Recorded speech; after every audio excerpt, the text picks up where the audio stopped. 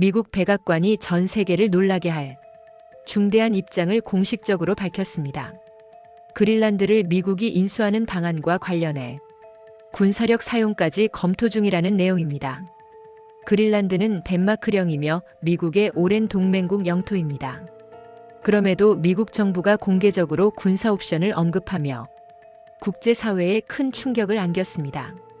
이번 발언은 트럼프 대통령이 베네수엘라 군사작전 이후 국가 안보를 위해 그린란드가 필요하다고 언급한 뒤 백악관이 공식 확인한 입장입니다.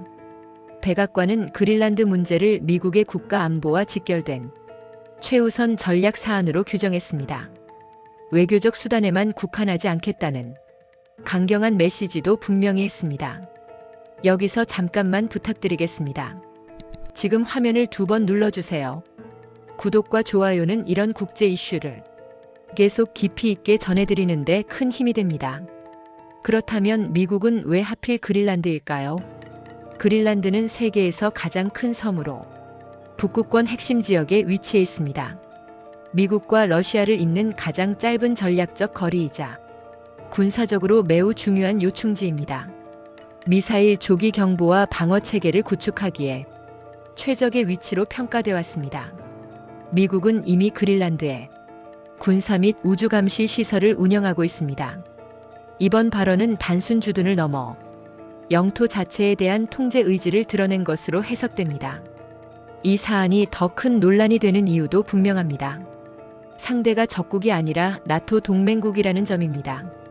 덴마크 정부는 즉각 반발하며 미국이 동맹국을 상대로 군사적 위협을 가하는 순간 전후 안보 질서가 무너질 수 있다고 경고했습니다. 영국과 프랑스, 독일 등 유럽 주요국 정상들도 그린란드는 그곳 주민들의 것이라며 공동 입장을 내놓았습니다. 이 문제는 미국과 덴마크 두 나라만의 문제가 아닙니다. 나토의 핵심 원칙은 회원국에 대한 공격은 모두에 대한 공격이라는 점입니다. 그런데 그 대상이 동맹국의 영토라면 동맹 체제 자체가 흔들릴 수밖에 없습니다.